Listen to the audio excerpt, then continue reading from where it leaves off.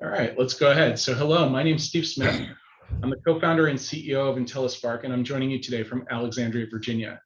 And IntelliSpark is a company we reach about 100,000 students in more than 400 schools around the country. And we have a platform that helps schools to know the name, face, and story of each kid so that educators can better meet students' individual support needs. For me, the work is personal. My dad was a high school principal. My mom taught first grade for most of her career. In addition to serving on a number of nonprofit boards, serving as an adjunct professor earlier in my career, it's been a privilege to spend the last 25 years supporting K-12 educators, first by co-founding Naviance, which became the largest college and career readiness platform for schools, and now by co-founding IntelliSpark. Today's webinar, Proactive Leadership for Better Schools, is a critical topic at a pivotal time. In this era, when many educators are feeling understandably beaten down by some of the most challenging conditions in generations, strong leadership could not be more important. Concerns about mental health and well-being among both staff and students were on the rise long before COVID, but they've been exacerbated by the global pandemic and an environment of extreme political polarization. In many schools and districts, these circumstances have had a negative impact on academic performance, leading to additional stress for students and staff. School and district leaders have often been forced into a reactive posture by conditions they could neither foresee nor control. Doctors Conley and Coleman will share lessons from their research and on-the-ground experience that can help you move from reactive to proactive leadership, and they will offer practical advice on how you can re-engage your teams with a clarified sense of purpose and urgency, and talk about ways schools have been introducing new, broader measures of performance that can help you focus on areas that are shown to have the greatest impact for kids, both socially and academically. The format of today's session is less a presentation and more a conversation, and I'm going to attempt to just gently guide as moderator. And while we can't hear or see you, we do encourage you to engage through the chat and Q&A, and we'll do our best to get to topics that you find most helpful. One of my colleagues and I will be monitoring the chat, and we'll be occasionally adding contacts or references or links. Please note the session is being recorded, and we will make it available afterward in case you'd like to share it with a colleague. Be on the lookout for 2 emails from us in the coming days. The first will have a certificate of attendance, and the other will have a link to the recording. Both will include information on how you can learn more about us and IntelliSpark Pro. And with that, I would love to introduce Dr. David Conley and Dr. Matt Coleman. And with that, I'd love maybe, Dave, if you could just share a little bit about yourself and then ask Matt to follow, and then I'll kick us off with a question. Great, thanks, Steve. Appreciate it. And thank you for those who've joined us today as well. Really a critical topic. My background, very briefly, I spent 20 years working in public education across the spectrum, elementary, middle, and high school. I was a site administrator. In addition to being a teacher, I was a site administrator. I worked for a state education agency, and I worked largely in urban settings. I went into higher ed about 30 years ago, and my focus has been largely for about a decade or so. I did look at leadership issues, and particularly around facilitative leadership and how you can really engage teams of people and engage faculty and facilitate their success. Subsequent to that, I worked a lot on college and career readiness. And so I'll try to talk a little bit about the leadership, but also about what we can do to make sure we're staying focused on getting students prepared for their futures as well. Thanks, Dave. I want to second the appreciation both from to IntelliSpark and Steve and to those that have joined. My name is Matt Coleman. I'm the CEO of Inflection. We're an organization that David Conley founded about 20 years ago. We focus on really any and all things college and career readiness, but when I say that, very specifically, the concept of a holistic vision for readiness. We do leadership coaching. We're currently working with over 100 site administrators, school principals, essentially across the country, primarily on the West Coast, but I was on a phone call this morning with a phenomenal high school principal in the state of Florida. So we're working from east to west. The piece, just to give a little bit of my background, I was an assistant superintendent before coming to Inflection 7-8 years ago. Prior to that, I was a large comprehensive high school principal, about 2,700 kids. I was a large middle school principal. I was an assistant principal and taught at both the junior high, the middle school, and the high school level. Our focus as an organization really is twofold. It's to transform the student experience in 2 different ways. One, we want to ensure that every kid, every period, every day feels a sense of belonging, connection, and engagement. And that's the first part. The second part, as they're working towards a set of 21st century skills, this holistic vision for readiness, which really comes from the foundational work that Dave Conley has done historically. And just to put it out there, I was a student of Dave's, and so it's so you'll see a little bit of play between the two of us, because I was that annoying guy in the front row. You're a good student. Yeah, well, maybe I was in the back. Dave often made the back the front. So just to kick us off with maybe a little bit of a softball, given the subject matter that we advertised for this session, I'm just interested in your thoughts on how proactive leadership differs from reactive leadership. Yeah, I'll kick it off. Basically, if you're reacting, quite frankly, it's not leadership, it's management. As long as you're reacting, you're really allowing kind of the currents to take you where they will, and you're on your back heels in essence.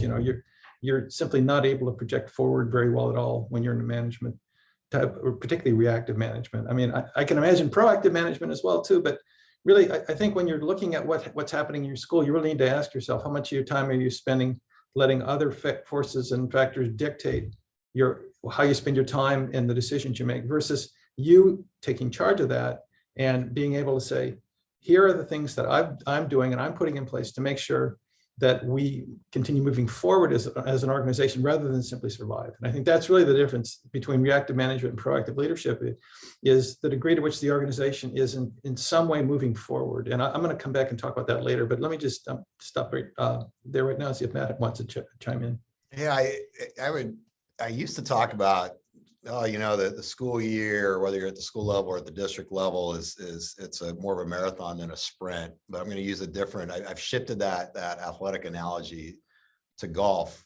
It's a par 5, not a par 3. And when I think about proactive leadership, there's the need to have clarity of where that hole placement is, where it is. It's way out there. It's going to take multiple swings and placement of the ball to get there. But it's not a par 3. You don't grab the right club, and drive the green. You've got to be laying up. Now, I think what's crazy in these times is that new water hazards, new bunkers are being thrown at you left and right. But the reason I say a par 5 is that there's nothing, if you're being proactive, where you're trying to get is beyond your reach, but you've got an eye for where it's at. And the changed nature of things requires you to move towards that goal, but then to stop periodically and reflect and figure out, okay, we thought we'd get this far, but we only got, half the way that we thought we would, or half as far as we thought we could. It's time to stop and reflect, think about where we are in relationship to where we're trying to get, and engage in reflective practice and make really strategic decisions about how you're going to kind of move towards your goal. So I think of it just simply, it's not a par 3. You're not going to drive the green. It's a par 5. You've got to figure out where you're going to lay up, and you've got to be really decisive and reflective with each shot that you're going to make to try to get there. That's the analogy I would use with proactive leadership versus the reactive. I love the way Dave described it in terms of you're just managing if all you're acting. So one test I think you can kind of give yourself is how long into your day do you get before some crisis or situation basically starts taking up your time? And I worked as an assistant principal in an urban high school, and I can tell you, this is a ways back, but I can tell you, I could not get from my car out of the parking lot into the building without something happening. And that's without texts or email. I mean, I think a lot of you probably can't get out of your house in the morning. So it's really asking yourself, how much of my day is spent in reactive mode? And then I think you have to start by saying, I'm going to commit to having some part of my day be proactive. It may not be the whole day. It may be a small part of the day. Given the world we live in, I mean, you have to react. We're not saying you don't. But we're saying you need to preserve some space, some time to be thinking about what Matt just was talking about. And you need tools to do that. And I want to come back later and talk about some of those tools in a little more depth. Steve, I don't know if you had anything else you wanted to chime in on. No, I just think you were hitting what I'm sure is on a lot of folks' minds, which is the idea of proactive leadership sounds really great, but the reality, day to day in schools is that we do have crises that we can't predict and that we're going to have to address. And so there is a blend of having to deal with things that are reactive because we're trying to help kids when they need us. And at the same time, being able to carve out time to do something that's maybe a little bit more forward thinking. Steve, you hit on an important piece there. You have to carve the time out. You have to put the time into your day, into your week, into your month. We call it in our work with principals, it's the tyranny of the urgent.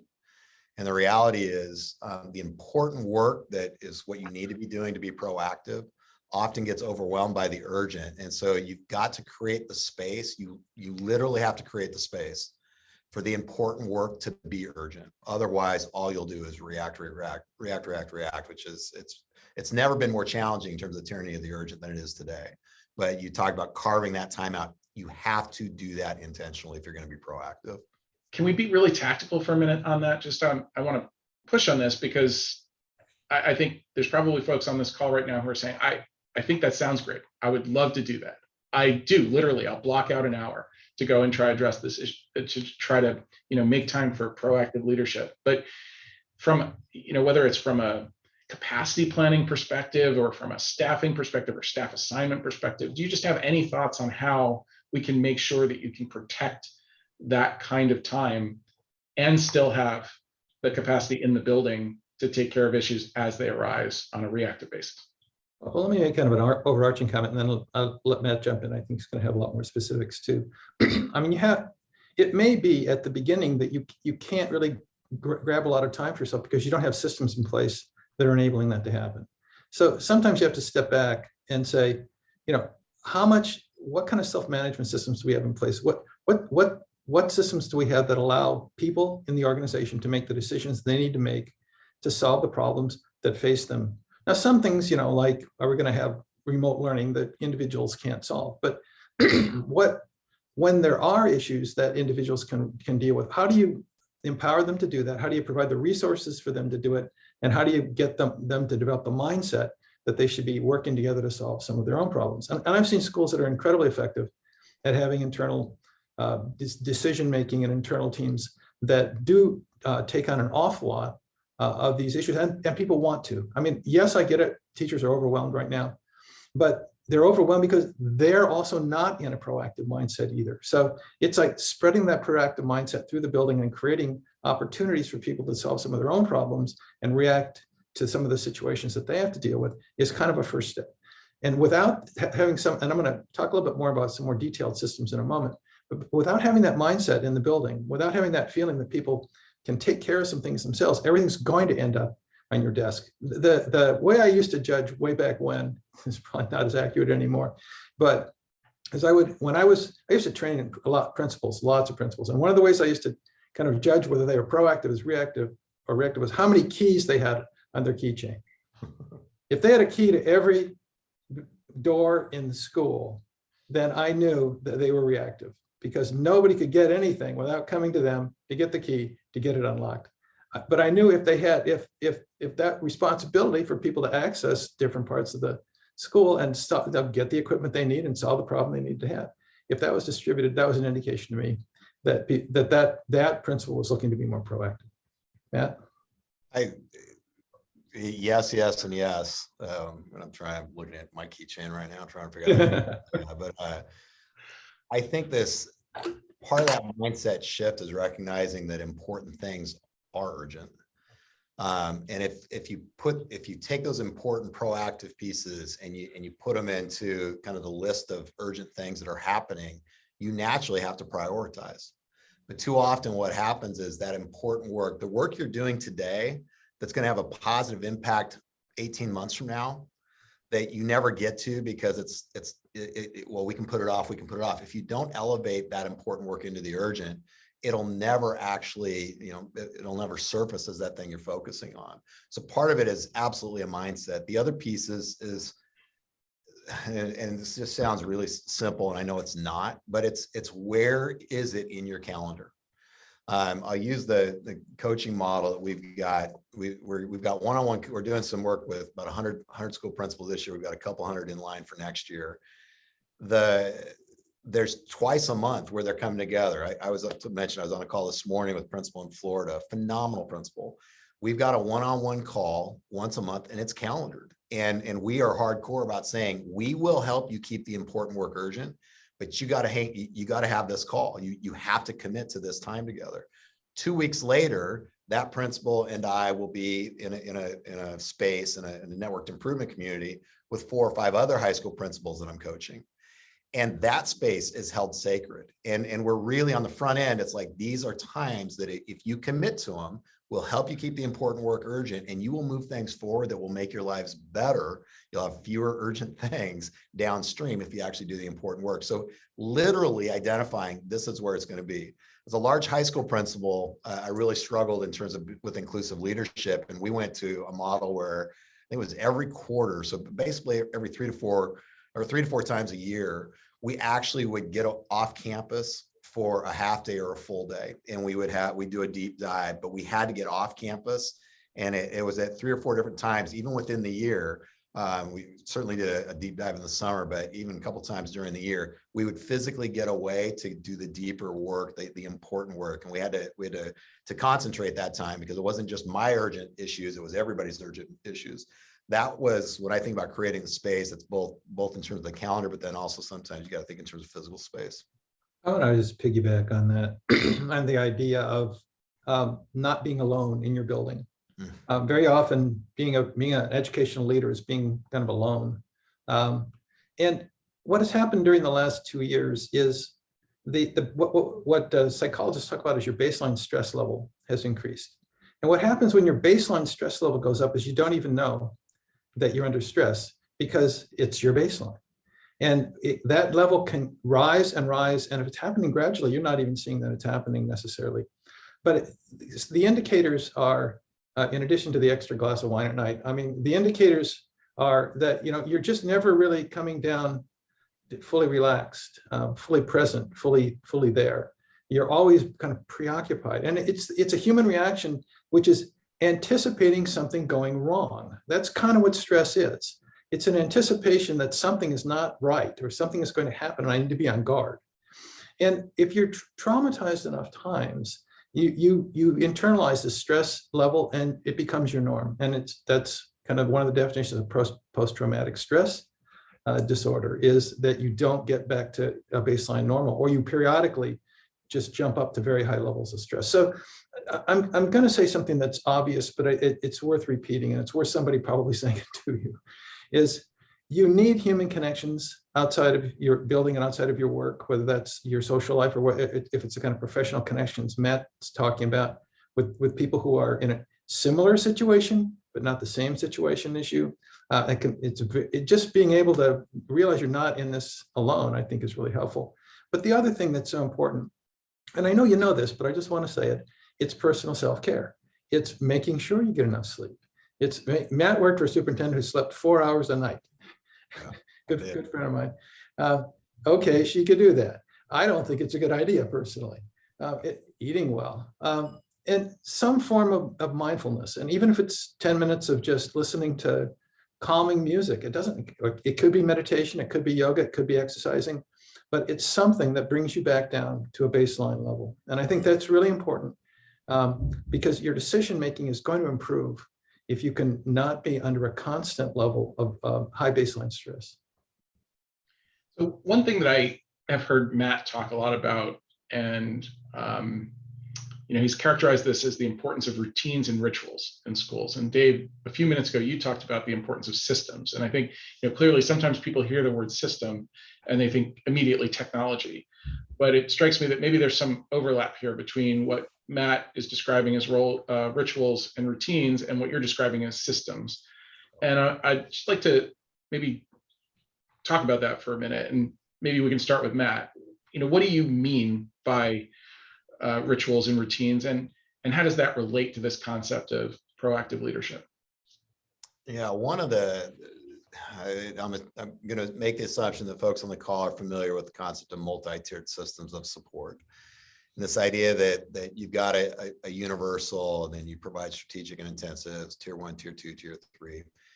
the big idea, and where I talk all the time about rituals and routines, in the context of schools, it's specifically around universal practices. And part of it, and think about your most impacted kids, the kids furthest from opportunity. Part of the way I love the way Dave just kind of described stress and that feeling of anticipating. A lot of kids come to school feeling that way. A lot of kids that are furthest from opportunity feeling that way. By sharing rituals and routines across the kid's day, across classrooms, you start to create predictability, which lessens that stress that they come with.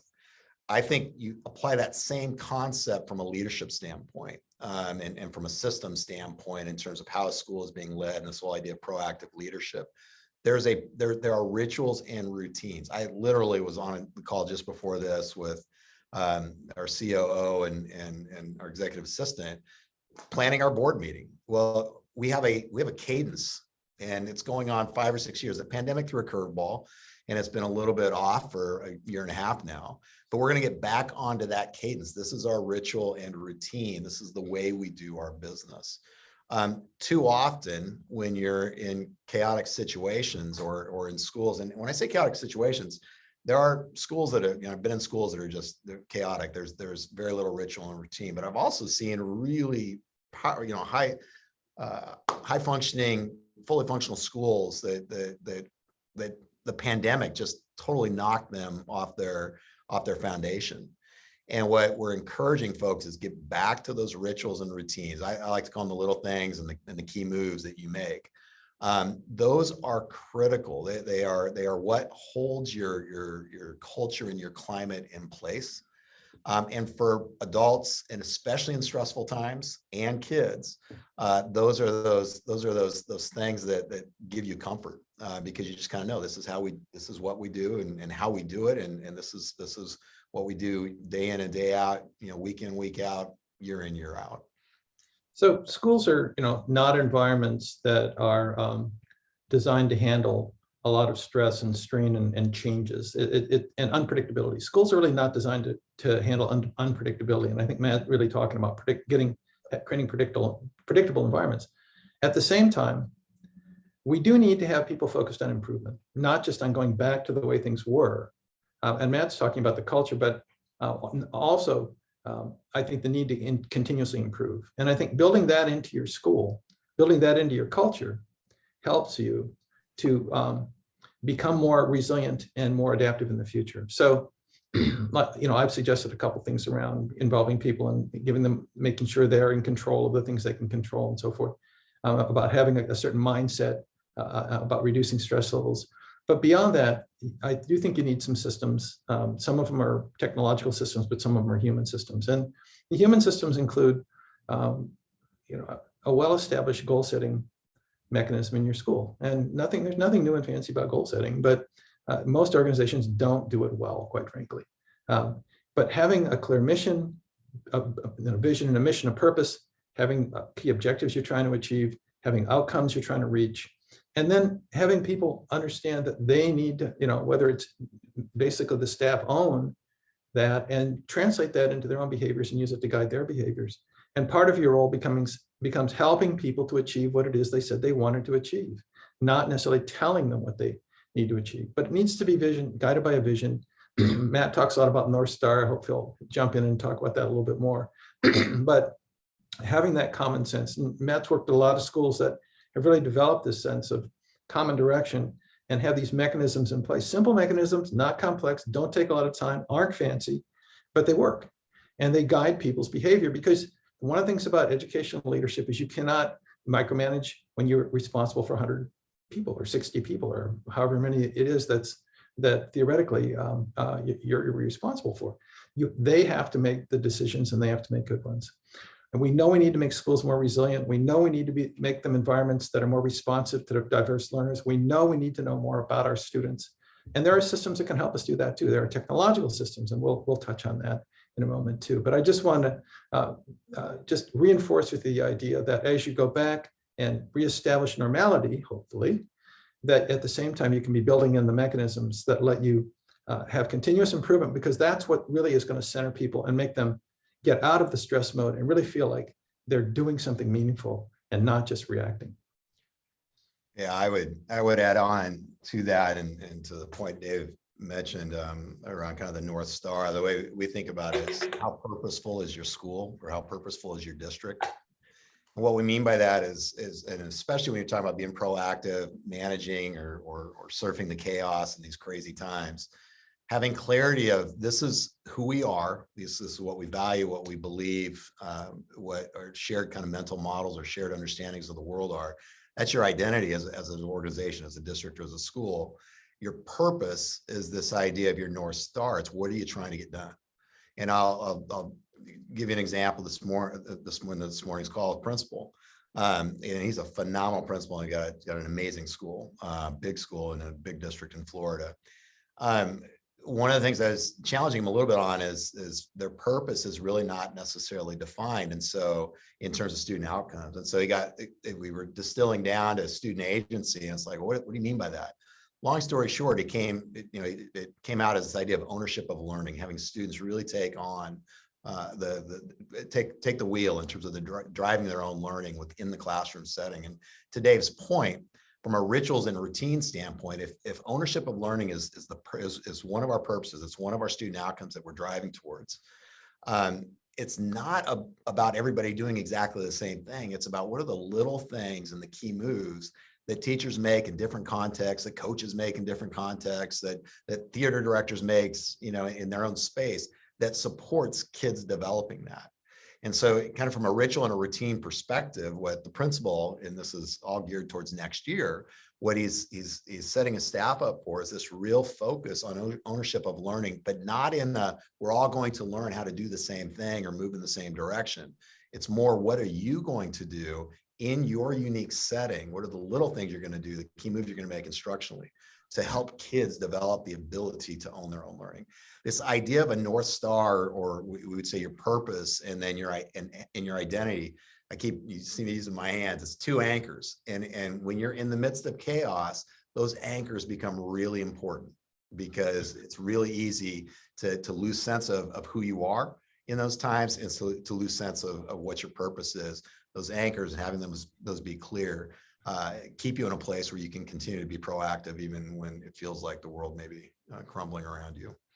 So in addition to the the human systems, you also do need a good set of IT tools to support you, for a variety of reasons. And if you want to be talking about proactive leadership, you have to be talking about access to a whole lot of information about the status of things. I know people like to use the term dashboards. I think dashboard to me is not a perfect metaphor, because it ends up, you only look at your dashboard really when something is wrong. When some little orange light goes on and you have no idea what it means, and it's on for 6 months. But I think what we're talking about really is a set of indicators so you know what's going right as well.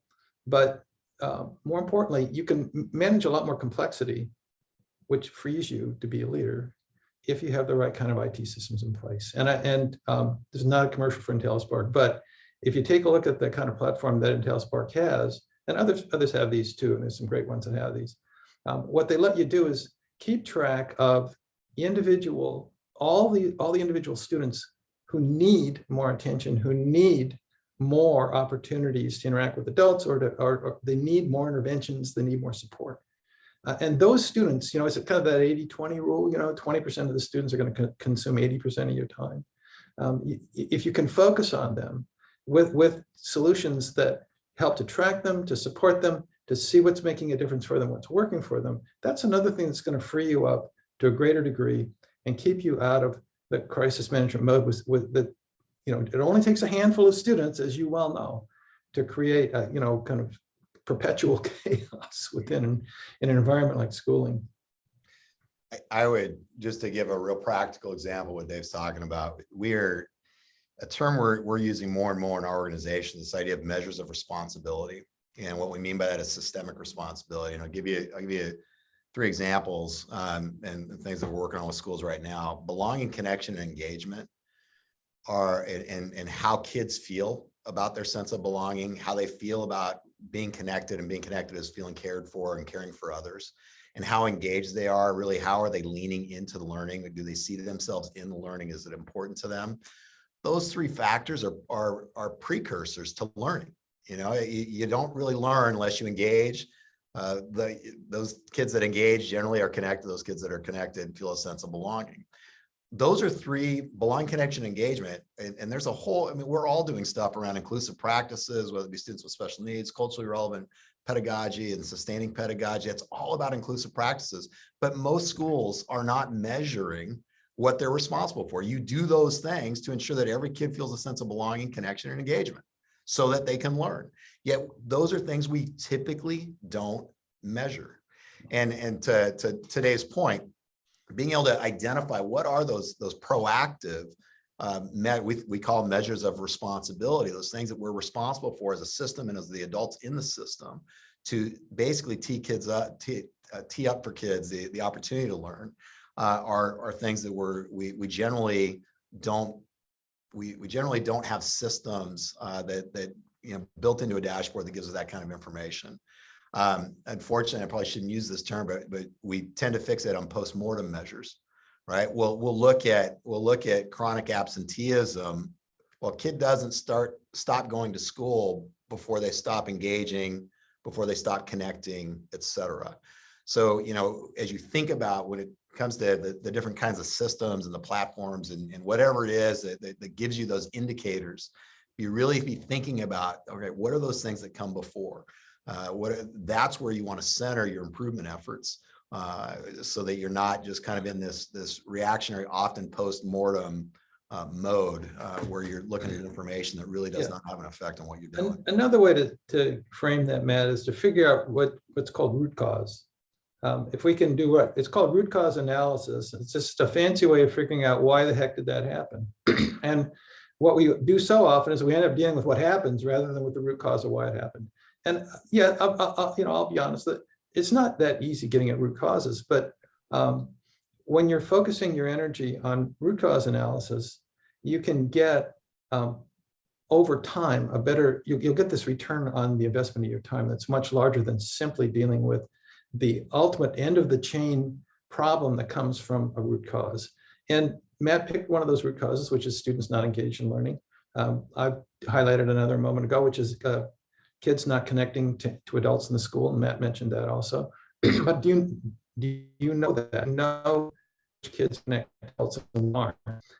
Do you have a way to get kids who aren't connected to adults connected with adults? A lot of research that's really pretty clear that if we can connect kids up with adults, and a caring adult in the school, that student's probability of succeeding in school goes up dramatically. So some of these things we know, but we're just, it's hard to get back to those root causes. If you're familiar with Tony Brike's work on school improvement, he is someone in his work has talked a lot about getting at root cause analysis. So that's a resource, and maybe we can post something on that in the follow-up on that. And I know Matt's worked with Tony also. Yeah, Tony's with the Carnegie Foundation, who does the improvement science work. This is stuck in my head in doing some work with the Carnegie Foundation. I think it was Einstein that answered the question of, if you had an hour, if you had 60 minutes, to solve a wicked problem, how would you spend your time? And the response was 55 minutes understanding the problem, 5 minutes identifying and implementing a solution. And that has stuck with me, because I feel like in the reaction mode, and I feel like as school administrators, in my experience, it felt like we were constantly, it was flipped. We'd spend 5 minutes understanding the problem, 55 minutes identifying a solution and implementing it. It's a very different way to think about it, but Dave hit on something that's really important. This definitely has come out of the improvement science work of Tony and the crew down at Carnegie. Is how important it is to take the time to really be thoughtful about what is the actual root cause that's creating what you're trying to address. So keep that in mind. 55 and 5, 55 understanding the problem, 5 minutes identifying a solution and implementing it. That's a really interesting insight and really helpful. When we laid out the agenda for this, we, recognizing how busy everybody is, we wanted to try to keep this to about a 40-minute or give or take discussion. And so we're going to be approaching the end of our time together here pretty soon. But before we do, I wanted to put out one more question, because it feels like a lot of this discussion around student sense of belonging or connection. Some people might call that social emotional learning development. And that's become an increasingly controversial topic in some places where people are concerned that maybe we're focusing too much on these SEL skills and in the course of that, losing the focus that we need on academic preparation. And so I just wanted to give you both sort of an opportunity to speak to maybe why you see those two things related, how you think that schools who are dealing with some of this backlash might be able to better manage that, or if you have any advice and strategies for how to construct initiatives like this so that we don't lose the real purpose or the real plot. Well, the first comment I'd make, and I've been making this for 7 or 8 years now, but when the term social emotional learning first surfaced, I tried to sound the alarm because it was pretty clear to me what was going to happen with that term ultimately, and now unfortunately that's coming to pass. I don't want to get nitpicky here and just about terminology, but I would not use that term very much if I were in schools. That's just me. I mean, other people may be comfortable with it, but I mean, I like talking about student success skills, and I like that encompasses a wide range of different topics. I think if we're talking strictly about students' emotional development, I mean, I think that's kind of a separate category.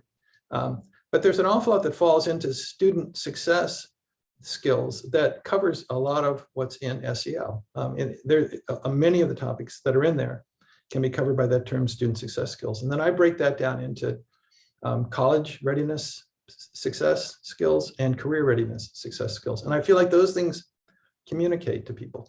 And under career readiness, you have things like taking responsibility for your actions, being on time, being responsible, being engaged. So there, you can pick up a lot of what's in SEL under a little different structure of terms that I think communicates well with most communities, and that lets you keep out of a battle about whether you're indoctrinating kids and makes it clear that you're working in the space that is the core mission of schooling. And at least most people would agree that those terms and those concepts are pretty core. I totally agree with Dave, and I put it in the context of, we ask, when we say identity, these two anchors, part of identity is shared mental models or shared understandings. And we've asked probably 60 or 70 secondary school staff, like full staffs, basically raise your hand if you believe social emotional learning is important, and every hand's raised. And then the follow-up to that is, raise your hand if you understand what the person next to you thinks social emotional learning is. And usually all hands come down. And to Dave's point, what he started naming the student success skills, I started ticking off, well, there's self-management, self-awareness, so there's relationship skills, those are responsible decision-making. Those are 4 of the 5, if you're familiar with Castle's framework for social emotional learning. Those 4 things, most people out there are not going to actually say, oh, that's indoctrination, or it's this social emotional learning is just this ambiguous term that honestly has yet to be defined across the education system as this is what we're talking about. And so I would agree wholeheartedly, and we encourage this, this idea of break it down into the different student success skills and name it. Everybody wants their kids to learn to be a responsible decision maker and to be able to self-manage. And develop the relational skills to be able to be successful post-secondary. Those are skills we know are critical. And yet when you have this kind of amorphous term like SEL, and I absolutely 1000% that's what our organization is all about. We need to be developing those skills in kids that fall under quote unquote SEL, but using and naming the actual outcomes that you're looking for, the actual skills that you're looking for, is a way to diffuse any type of disagreement or wondering about what you're trying to do to kids. Thank both of you for thoughtful conversation. I always enjoy talking with you about issues of education leadership, development, student support issues. And so hopefully folks who were able to join us today found some nuggets that they can take back to their practice, their schools. And I'd also like to just reinforce the idea that the folks who participated in this, in fact, did create a little space in their life to try to move from reactive to proactive. So congratulations for finding some time to do that. No, excellent point. So once again, just be sure to watch your email in the coming days for a certificate of attendance. We'll also make sure we get a reference to the work of Tony Brake that was mentioned earlier. Patricia just found a reference. Great. She might So want to that's in post the it. chat. We'll make sure that we also include that in the email, and would encourage you to visit IntelliSpark.com to just learn more about our work, and to follow us on Twitter, Facebook, or LinkedIn if you'd like to be made aware of other events like this in the future. So thanks again. Thanks, Dave. Thanks, Matt. And take care. Have a good afternoon.